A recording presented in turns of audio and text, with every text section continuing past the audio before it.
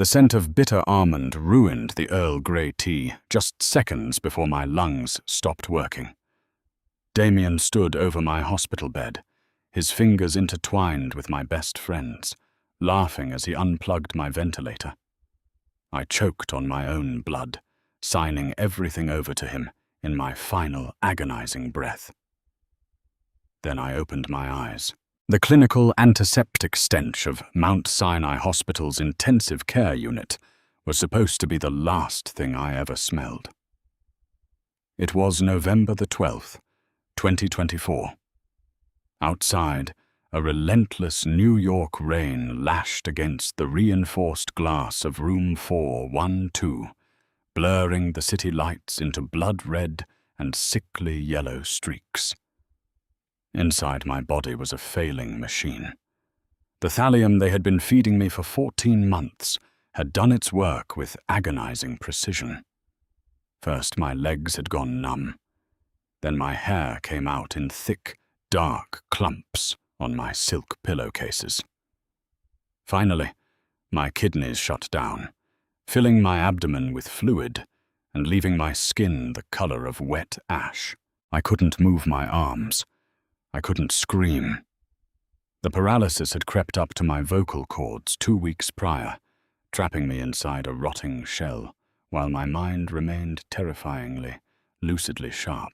Damien stood at the foot of my bed, immaculate as always in his charcoal-tailored suit, checking the time on the Patek Philippe watch I had bought him for our 5th wedding anniversary.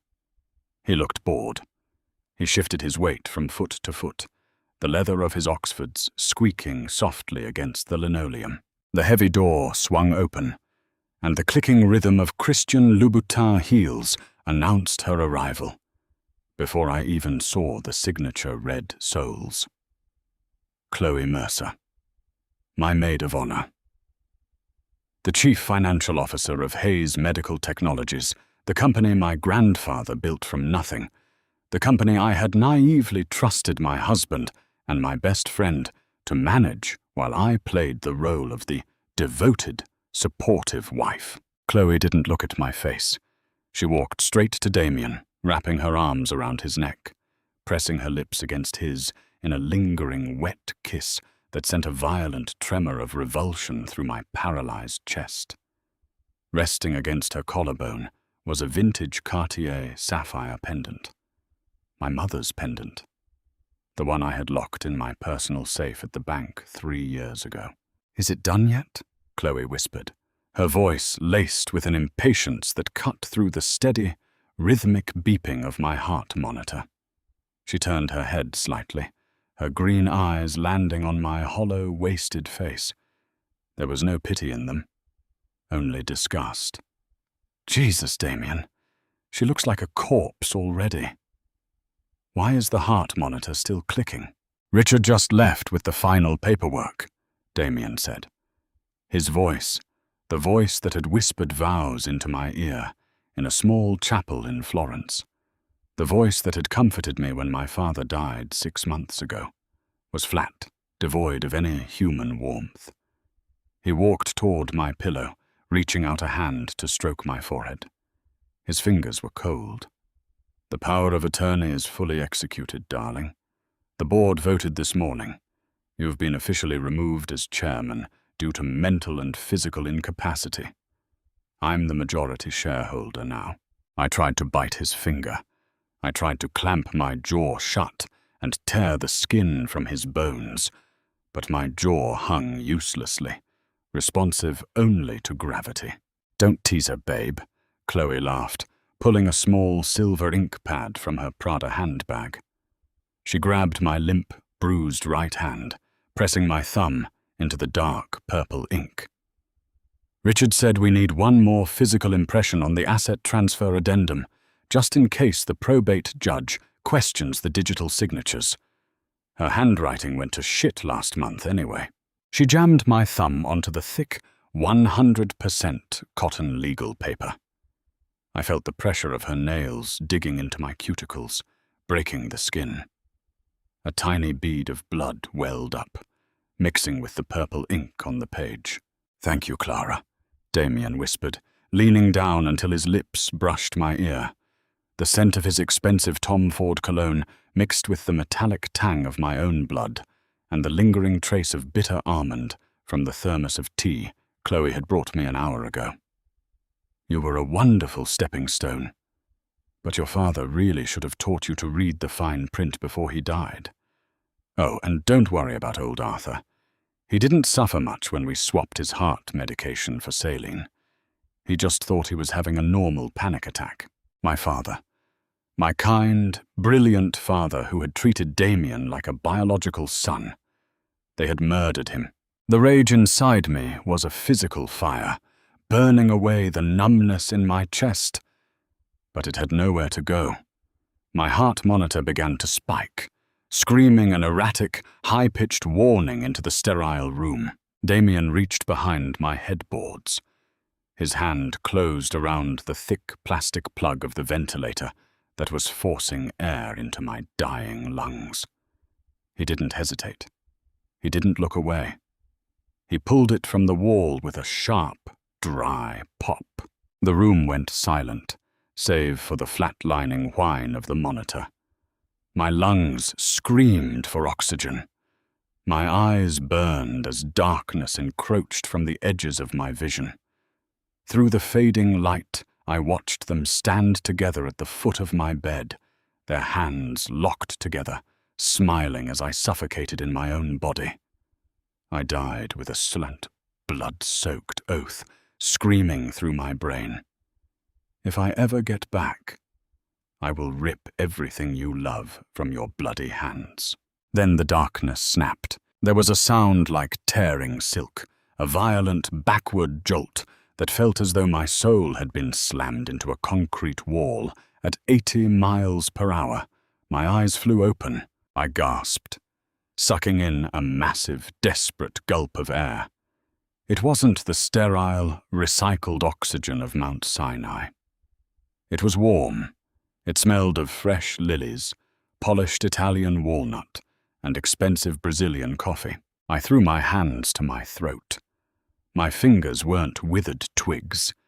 The skin was smooth, strong, and flushed with life. I looked down. I was wearing my cream-colored silk cashmere sweater, sitting in a plush leather chair inside the dining room of my Park Avenue penthouse. The morning sun was streaming through the floor-to-ceiling windows, blinding and warm against my cheek. My heart hammered against my ribs like a trapped bird. I looked at my left wrist. The scar from my IV lines was gone. In its place sat my silver Audemars Piguet watch. The date window glowed with crisp black numbers on a white dial. September 14th. I grabbed my iPhone from the table, my hands trembling so violently I nearly dropped it onto the marble floor. The screen illuminated. September 14th, 2023, 8:15 a.m. 14 months before my death. Exactly 3 weeks before my father's fatal heart attack. And precisely 2 minutes before my husband would walk out of our kitchen, hand me a freshly brewed cup of Earl Grey tea, laced with the very first dose of thallium, and ask me to sign a temporary divorce agreement to save our company from a fabricated federal lawsuit. The heavy kitchen door swung open, the familiar brass latch clicking with a sound that sent an involuntary shiver down my spine. I closed my eyes for 2 seconds, forcing the phantom taste of blood and endotracheal tubes out of my mouth. I breathed in through my nose, holding the air in my lungs until the trembling in my fingers ceased. I clenched my jaw, feeling the solid, healthy muscle in my cheeks, and flattened my palms against the cool walnut wood of the dining table. Here you go, darling. Freshly brewed Earl Grey, just the way you like it. I even put a dash of local honey in this morning. Damien set the bone china teacup down in front of me. Steam wafted from the amber liquid. Underlying the robust scent of bergamot was a faint, almost imperceptible sweetness. Bitter almond. The trace signature of the compound Chloe had secured through an illegal pharmaceutical distributor in Prague. In my past life, I had thought the tea tasted slightly earthy. Attributing it to a new organic brand Damien insisted we try, I had drunk every drop while smiling at him. "Thank you, Damien," I said. My voice was steady. It didn't crack. It didn't shake. It was cold, clear, and perfectly modulated. Damien sat across from me, smoothing the front of his navy blue Brioni suit. He looked so young, his skin free of the stressed lines he would develop later when he was hiding my father's murder from the auditors. He reached into his leather attaché case and pulled out a thick stack of legal documents, bound with a thick blue cardstock backing from the law firm of Kinsley and Partners. He slid the stack across the polished wood until it rested right beside my poisoned teacup. "Richard sent the final drafts over by courier an hour ago," Damien said, leaning forward, resting his elbows on the table with an expression of manufactured, agonizing sorrow.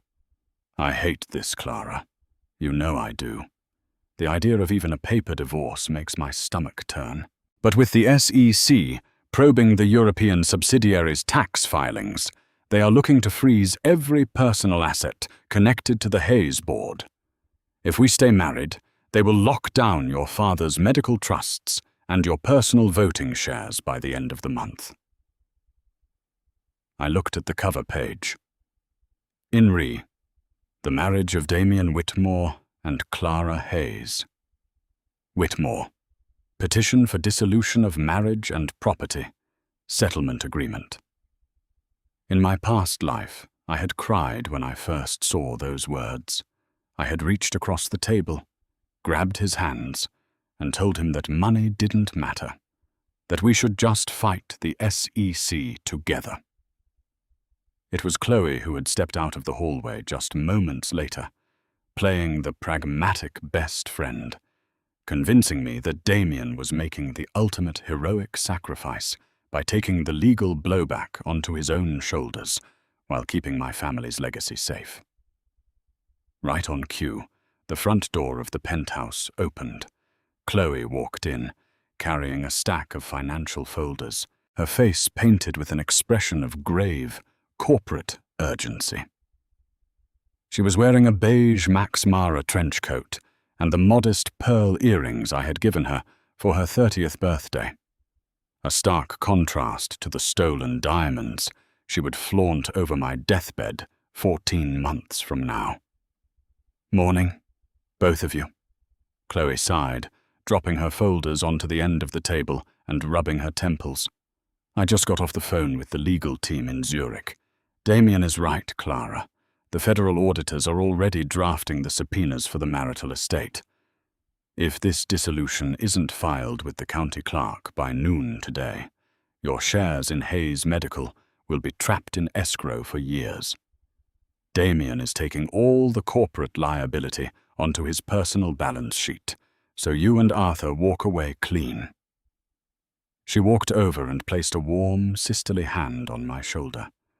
I felt the heat of her palm through my cashmere sweater, and it took every ounce of self-control I possessed not to drive my steak knife through her wrist.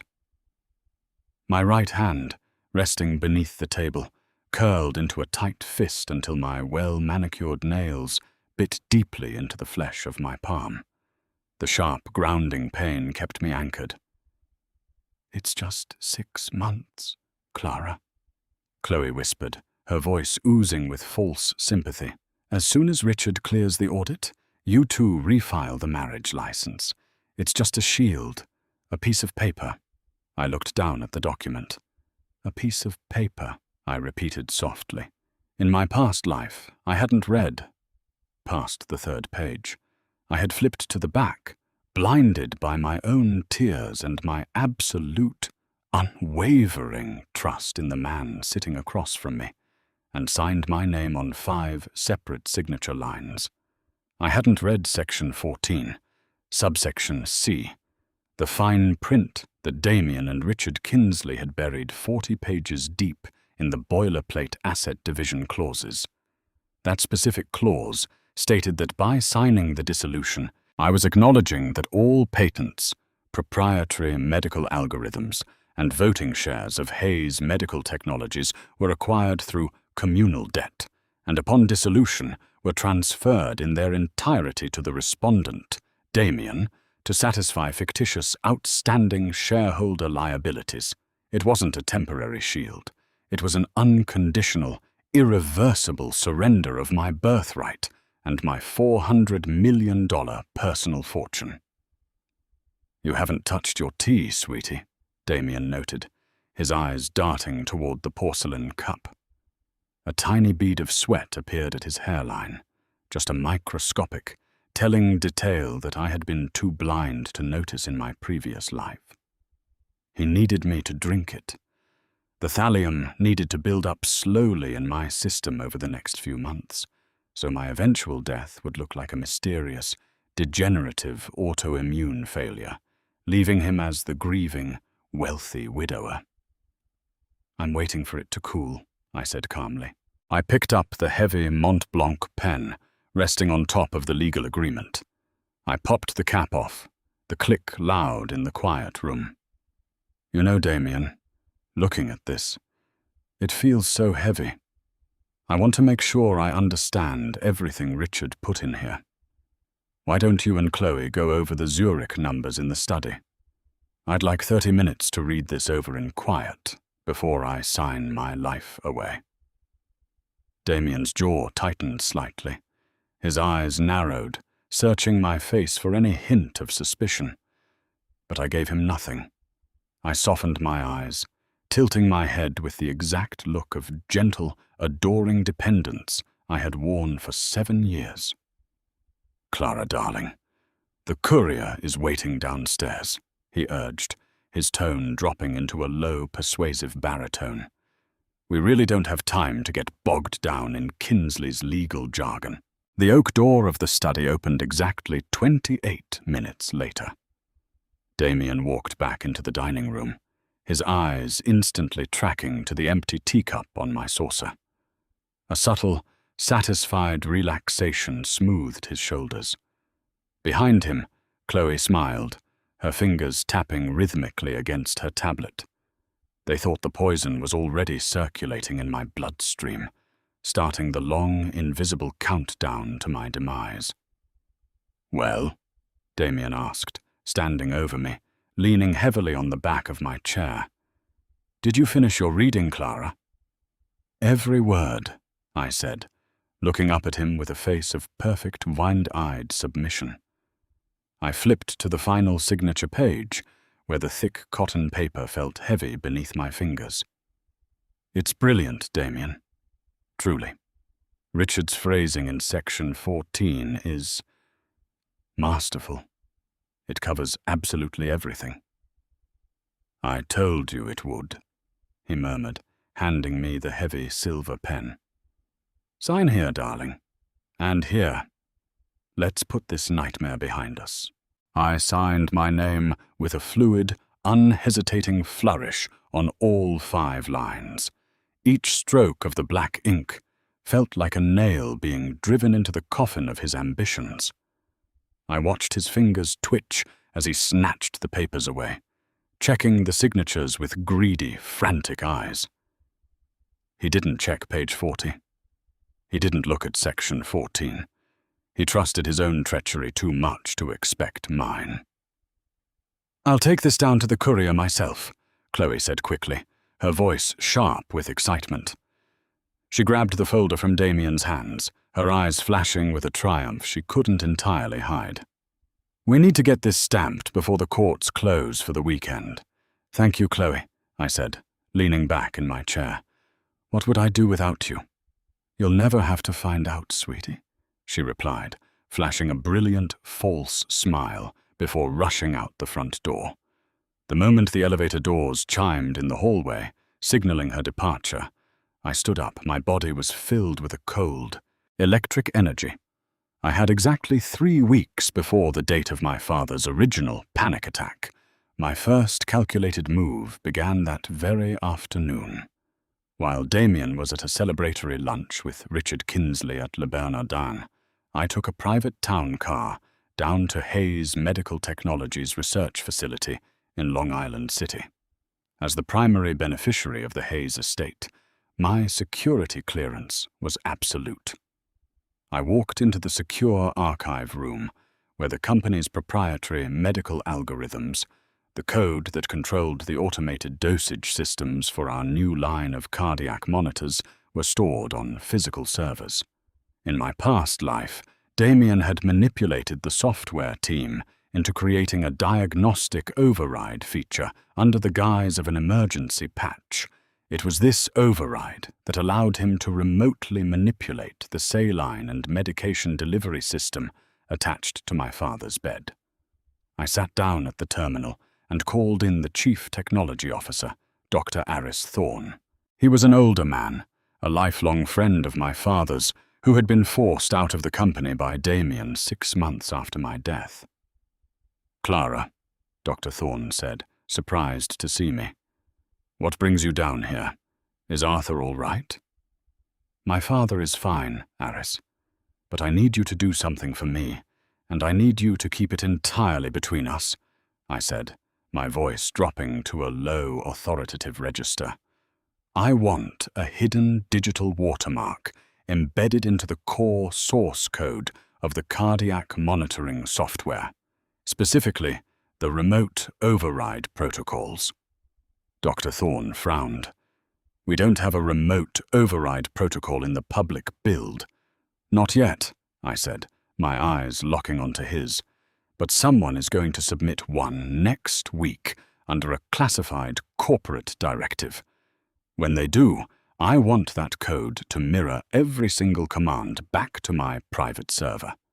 If anyone attempts to change a dosage remotely, the software must instantly lock the local machine, trigger a hard reboot, and broadcast the originating IP address directly to the Federal Trade Commission and the New York Police Department." Dr. Thorne stared at me, his face turning pale as he realized the gravity of what I was implying. "Clara, who do you think would do such a thing?" "Just build the mirror, Aris," I said, my hands perfectly still on the desk. "Let's just call it an insurance policy for my father's heart." By October 2nd, 2023, the trap was fully set. It was a Tuesday evening, 2 days before the date my father died in the previous timeline. I invited my father, Arthur Hayes, over to the Park Avenue penthouse for a private dinner. Damien had insisted on hosting, offering to cook his signature ribeye steak. I knew exactly why. In the past life, this dinner was where they had slipped the first severe dose of digitalis into my father's scotch, causing the initial arrhythmia that landed him in the hospital where Damien could control his environment. As Damien stood at the marble island in the kitchen, pouring 3 glasses of a 2010 Chateau Margaux, I stood right behind him, my footsteps silent on the silk rug. "You look stressed, darling," I said softly, watching his hand shake slightly as he held the crystal decanter. "Just a lot of pressure at the office, Clara," he stammered, his palms visibly sweating against the glass. He quickly dropped a small, clear liquid into one of the wine glasses. "Let me help you carry those out," I said, stepping forward before he could rotate the tray. I picked up the tray myself. As I walked into the dining room, where my father was sitting, reading a medical journal, I intentionally stumbled over the edge of the rug. The tray tilted. The 3 glasses of expensive red wine crashed onto the white marble floor, shattering into brilliant, jagged shards. The dark liquid splattered across the white wood and Damien's expensive Tom Ford loafers, looking exactly like a pool of fresh blood. "Oh, modern art," my father laughed, standing up to help. "Don't worry about it, Clara."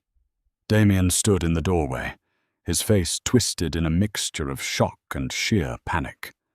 His eyes were wide, staring at the wasted poison soaking into the floorboards. "Clara, you need to be more careful," he whispered, his voice cracking, his hands trembling as he pulled a linen napkin from his pocket to wipe his shoes. "I'm so sorry, Damien," I said, looking down at his stained shoes with a cold, unblinking gaze. "Sometimes things just fall apart when you least expect it. Why don't we order from Cyprus instead? It's much safer."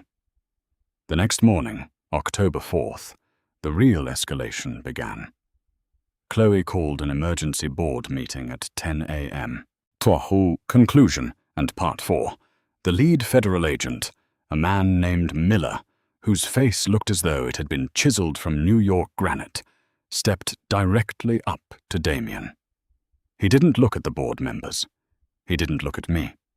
He looked straight at my husband, who was now trembling so violently his knees knocked against the mahogany modesty panel of the boardroom table. "Damien Whitmore!"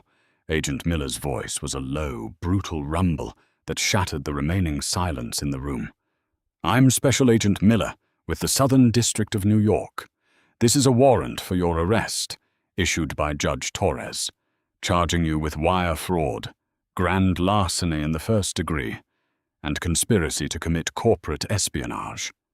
This is a misunderstanding," Chloe shrieked, her voice cracking into a high-pitched, desperate whine. She lunged forward, her hands clawing at the air between her and the agents. "The files are clean!" The European tax structures were approved by Kinsley and Partners. "Look at the documents." "Oh, we looked at them, Miss Mercer," Miller said, tilting his head slightly toward one of the uniform officers. The officer stepped forward, a pair of heavy, dull grey steel handcuffs gleaming under the sterile fluorescent lights. "In fact, your proprietary server in Zurich was fully cloned last night. It's amazing what a corporate whistleblower can provide when they're offered total immunity from prosecution."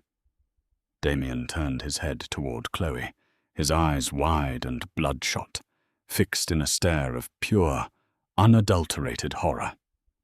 "Chloe, what did you do? What did you leave in those files?" "Me?" Chloe stammered, her face turning a sickly, mottled shade of green as her immaculate composure completely disintegrated. A dark bead of sweat ran down her cheek, leaving a pale streak through her expensive Chanel foundation. "I didn't leave anything. I followed the protocol you gave me. You said she was stupid. You said she'd be dead before the auditors even flagged the accounts." The entire boardroom erupted into a collective gasp. Several senior board members stood up, staring at the pair with expressions of utter revulsion. My father, Arthur, sat perfectly still at the far end of the table, his arms crossed over his chest, his eyes fixed on Damien with the cold, diagnostic detachment of a surgeon looking at a malignant tumor. "You see, Damien," I said, my voice cutting through the panic like a razor through silk. I stood up, smoothing the front of my black blazer, my hands steady, my jaw relaxed. "You always assumed my father and I were too soft for this world. You thought because we build things, because we cure people, that we didn't know how to protect what is ours. But you forgot one simple rule of medicine. You never try to poison the doctor." "Clara, please," Damien begged, his voice dropping into a pathetic, broken whisper as the officer grabbed his right wrist, pulling it behind his back with a sharp, metallic click. The weight of the steel cuffs seemed to pull his entire body downward. "I loved you. I did this for us. To secure our future. Kinsley forced my hand. He told me the company was going under if we didn't restructure. Richard Kinsley didn't even wait for the accusation to land. He was already packing his leather briefcase with frantic, uncoordinated movements, his fingers slipping off the brass latches. I'm exercising my right to remain silent. I am no longer representing any party in this room, he muttered, scrambling toward the exit. 2 officers blocked the doorway, their arms crossed. "Sit down, counselor," one of them said. "Your warrant is being signed as we speak." But the real twist, the one Damien and Chloe could never have anticipated in 1,000 lifetimes, was still waiting for them. "Agent Miller," I said, stepping around the table until I was standing directly in front of my husband. I could smell the bitter, sour tang of his fear sweat, completely overpowering his expensive cologne.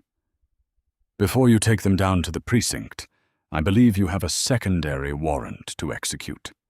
One regarding the attempted homicide of Arthur Hayes." Damien stopped breathing. He looked at me, his mouth hanging open, a small string of saliva glistening at the corner of his lip. "Homicide? What are you talking about? Arthur is sitting right there. He's alive." "He is alive," I whispered, leaning down until my face was bare inches from his. "Because I spilled the wine, Damien.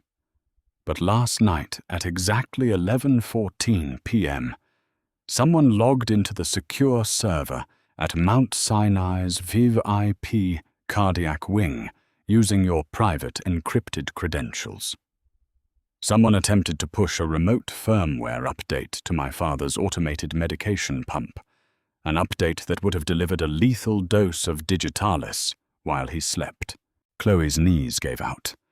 She slid down the side of the podium, landing hard on the carpeted floor, her Louboutin heels clicking uselessly against the baseboard. No, that's impossible. We hadn't initiated that phase yet. We were waiting." "You were waiting for the divorce to clear," I said, turning my gaze to her. "But you got greedy.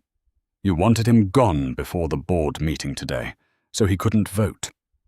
What you didn't know is that Dr. Thorne and I rebuilt that software 3 weeks ago. The moment your computer in your Park Avenue townhouse initiated that upload, the system locked your IP address, captured your biometric keystrokes through the laptop's internal camera, and routed the entire packet directly to the Cybercrimes Division." I pulled my phone from my pocket and tapped the screen, displaying a crystal-clear, high-definition photograph captured by the security software.